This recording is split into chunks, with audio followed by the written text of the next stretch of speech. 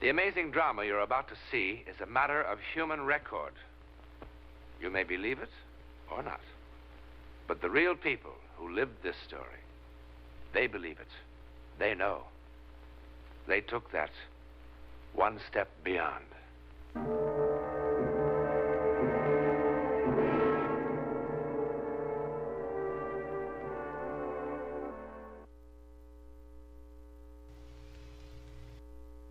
It begins here, in the Elite Bar and Grill, with a wedding party. There's not one thing that sets Sally and Matt Conroy apart from all the other couples who were married today in the United States. Not a thing. Not yet.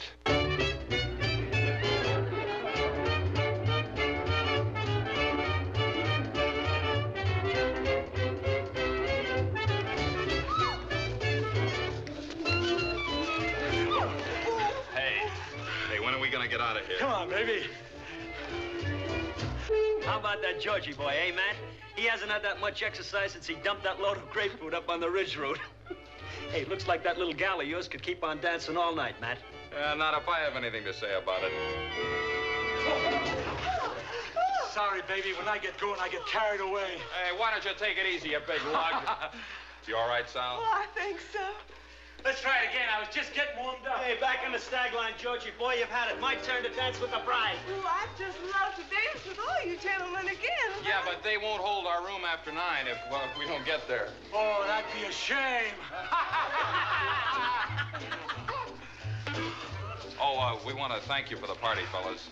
Just one last round for the road on me. Hey, Tommy. Say, how'd Conroy ever find you down among those bayous, honey? Well, he transported my cousin's belongings when she moved back home a couple months ago. And, well, one thing led to another. Here I am. How do you like it? Oh, I love it. I've never been northeast or west of Louisiana before in my entire life. Well, no one would know it in the way you talk, honey child. Come on, Sal, let's get going. Well, thanks again for the party, fellas. Say, Matt, don't we get a chance to kiss the bride? Yeah!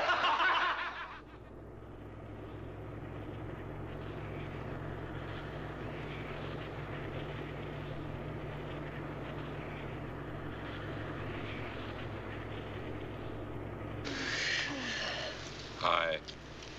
Hi. Hey, what were you dreaming about? I don't know. Why? Well, you were making all sorts of funny faces, funny noises. Did I look awful? You couldn't look awful if you tried. Of course, you look a lot better when you're smiling. How much further is it? Why? You're gonna be so tired from all this driving. I mean, I sure wish I knew how to drive so I could help you. You're just gonna have to learn, that's all. Nutty for somebody to live in California and not know how to drive a car. What's the matter? Huh? What's the matter? I don't know, nothing.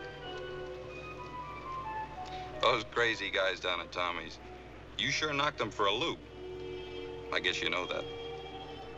Of course, you kind of knocked me for a loop, too. I tell you, I'm sure glad your cousin decided to go back to Louisiana and call NorCal Van and Storage. Matt, if we turn left about a mile ahead, it's a prettier drive. How'd you know that? It's beautiful and wild and secluded. There's a hill straight ahead, just past those pines. Go up the hill. Well, how in the world did you know? Never mind.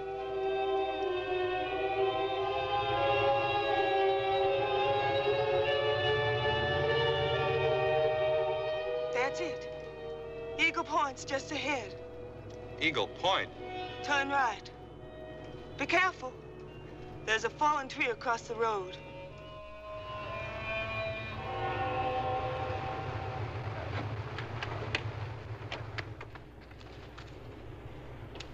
Hey, wait for me!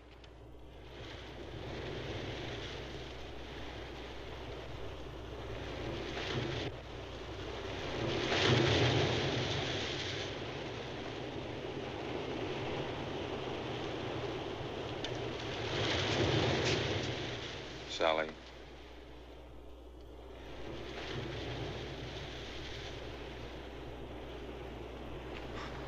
Sally, what's the matter with you? Sally, what in the world's the matter with you? Who are you? Oh, come on, Sally, stop kidding. Will you please take your hands off me? Sally? Sally!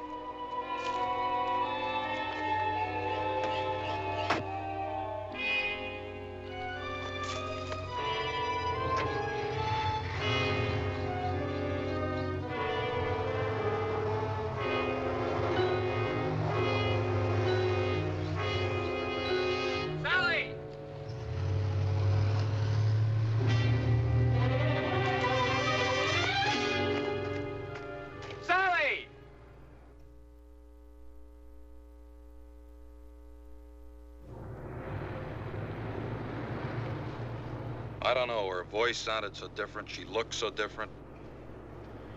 I don't know. Well, there aren't many roads through here. Shouldn't take us long to find her.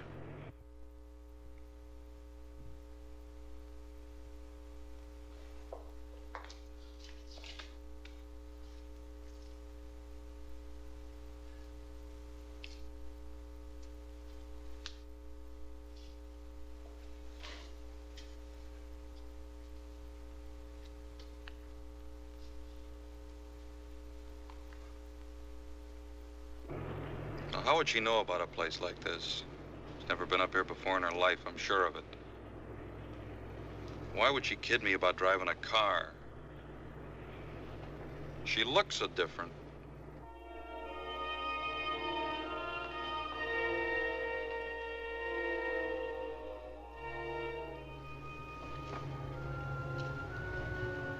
Well, that's mighty strange. What are the lights doing on in the Wharton place? Is that your car? Yeah.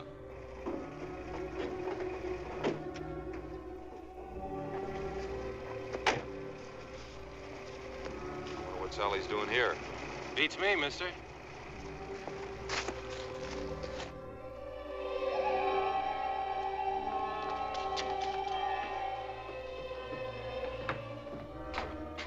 Who lives here? Nobody now. Well, how come the electricity's still on? The estate hasn't been settled yet. The girl who used to live here jumped from a place called Eagle Point a couple of weeks ago. Eagle Point. And it gives me the creeps, a nice girl like that committing suicide. What a mess. Had to make identification from dental records and stuff like that. No! No! No!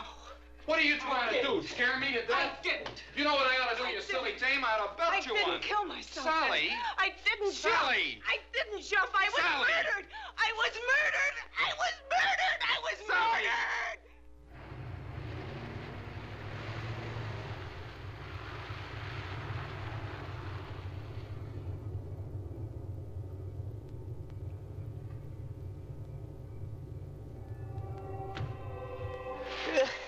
Sally. Sally.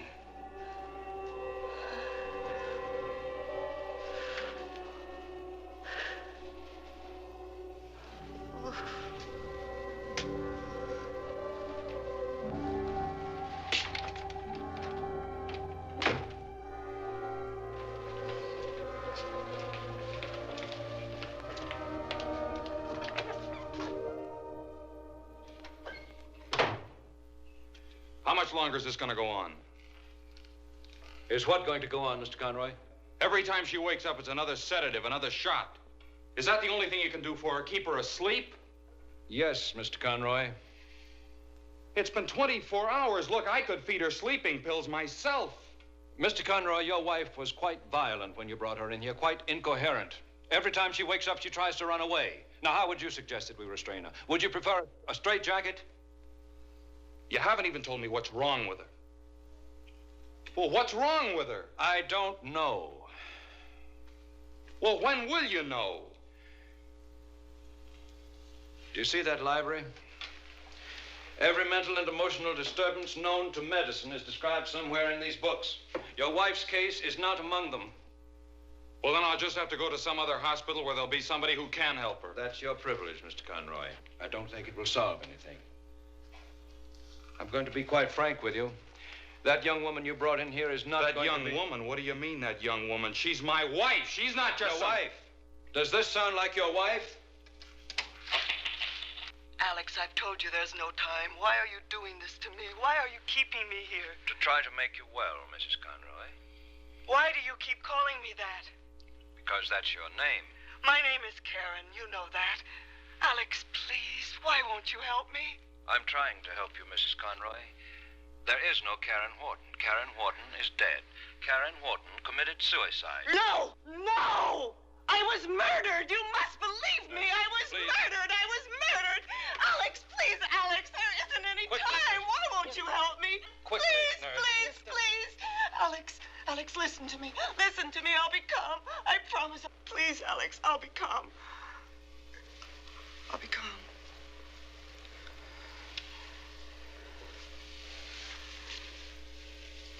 My name is Karen Wharton.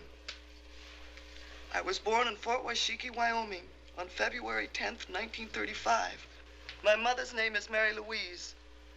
My father, Philip Joseph Wharton, died of pneumonia on April 12th, 1939. Your wife, Ellen, drowned at the 4th of July picnic in 1941 at Lake Etna. And 4 years ago, at the Harvest Moon Ball at the Country Club, you asked me to marry you, Alex.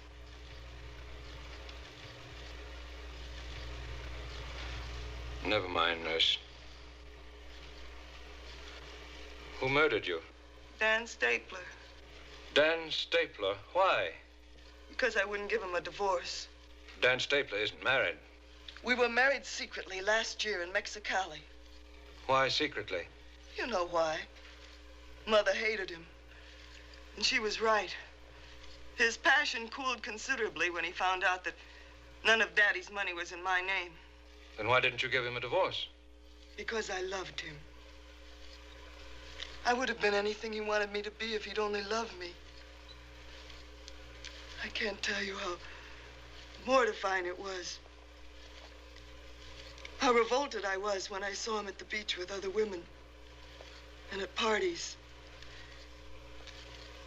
I loathed him and I loathed myself because later, when he'd come to me, when he'd touch me,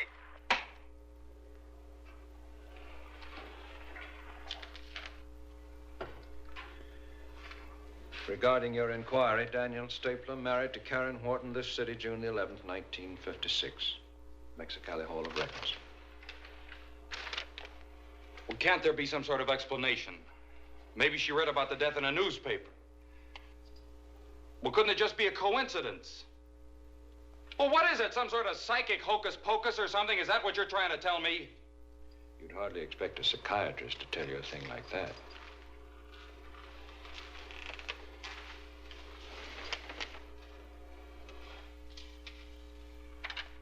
Why did he murder you?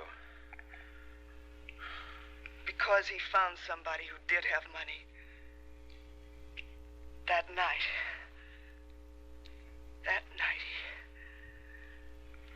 Go on. It had been weeks since I'd seen him. He dropped by that night without any notice at all. And the famous Stapler charm was in full bloom again. And of course, I fell for it again. Dan always had a divine sense of timing. He told me his real reason for the visit, that he wanted a divorce.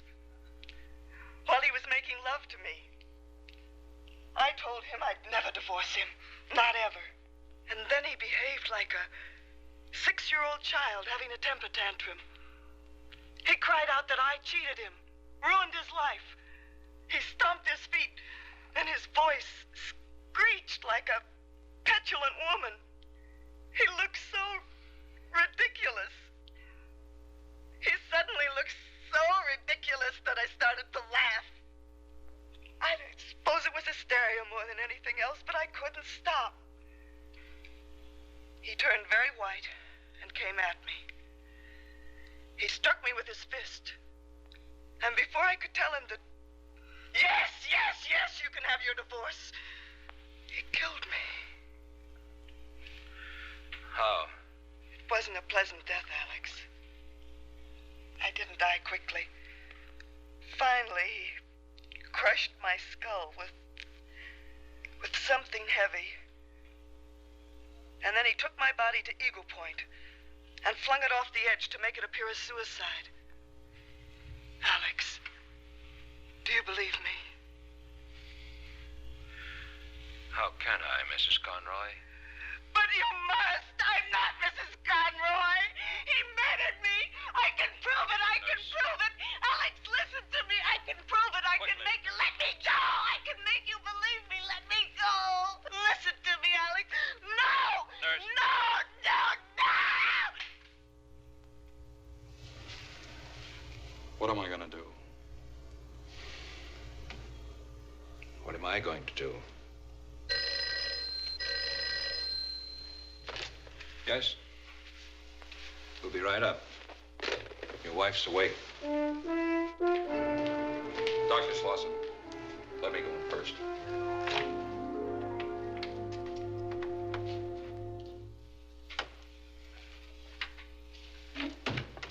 Honey, are you feeling better? Alex, I want to call my mother. Your mother in Louisiana? Alex, please, don't start that again. Please let me call my mother. Why? Because she'll believe me. Will she? Yes. I think perhaps I'd better call her, don't you? It's going to be an awful shock. Tell her I want to see her. It's all right if I get dressed, isn't it? I don't want her to see me like this. I must look terrible. Yes. Get dressed.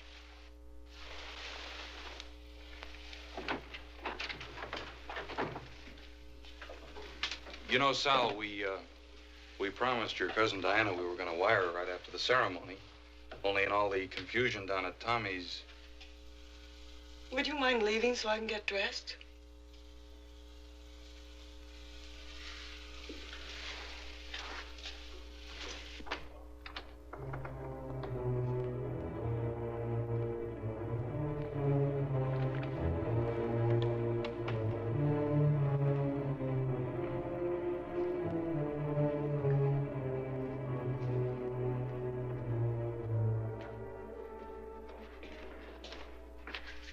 Did you call her mother? I mean, Mrs. Wharton. No. No, I didn't. Mr. Conroy, I'm going to try something drastic.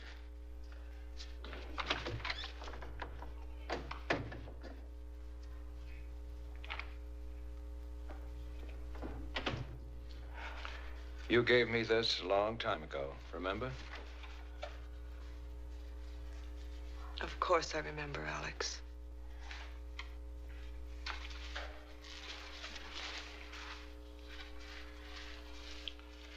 Has there been much change in 5 years?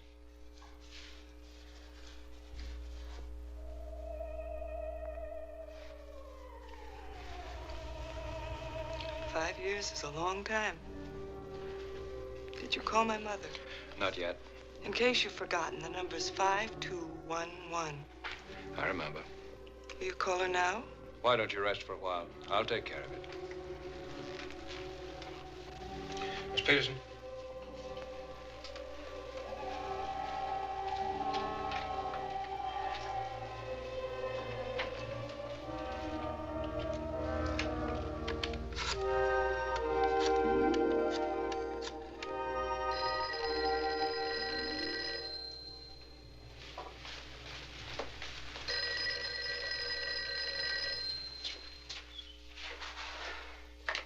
Hello? Karen. Karen, oh my God. Baby. Baby.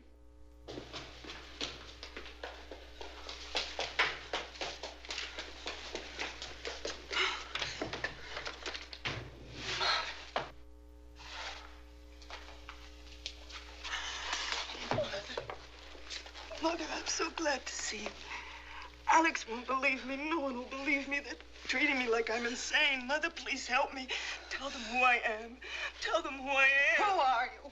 Who are you and why are you doing this to me? Why are you doing this to me? Mrs. Conroy. Mommy, please. Here, take these.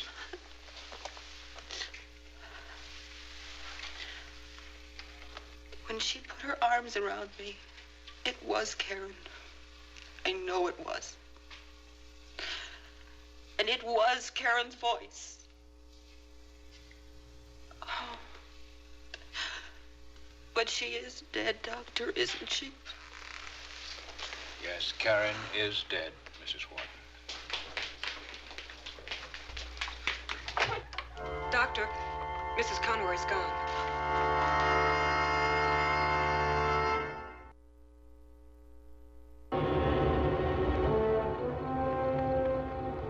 There she is.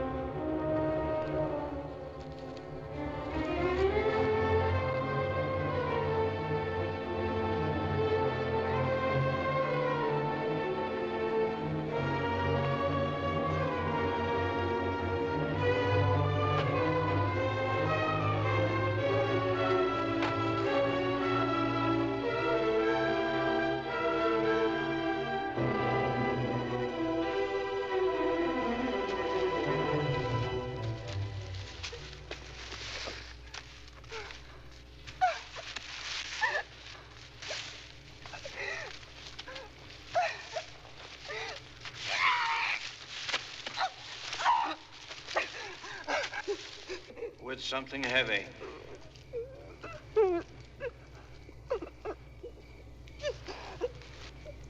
With something heavy.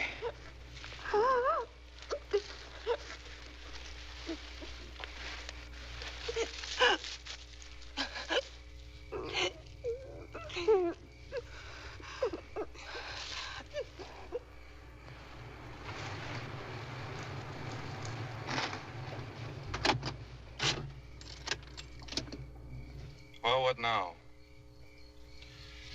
We start with this. The police, Dan Stapler. No, I mean about her. I don't know about her. Hi, darling.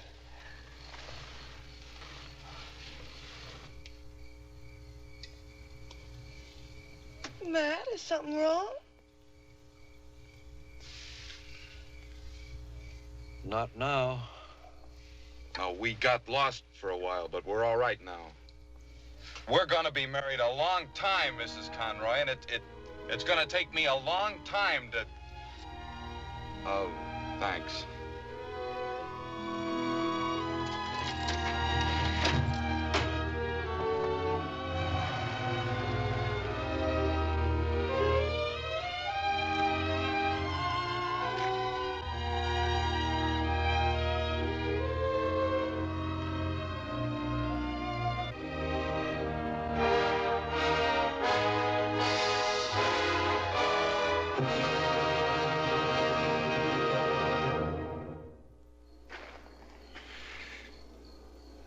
There's a nice technical word for what happened to Sally Conroy. It's called possession. That is, the dead temporarily taking over the body of the living. Terrifying? It terrified Dan Stapler into a quick and full confession. There are thousands of cases of possession in the records, many of them fully authenticated by respected scientists. We've seen one. To whom it happened, we know. Where it happened, we know. How or why it happened. Good night.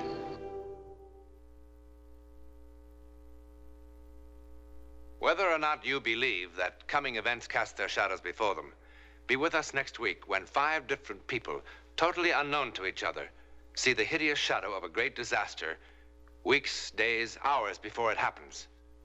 This heretofore untold drama comes from the testimony of those who took that one step beyond.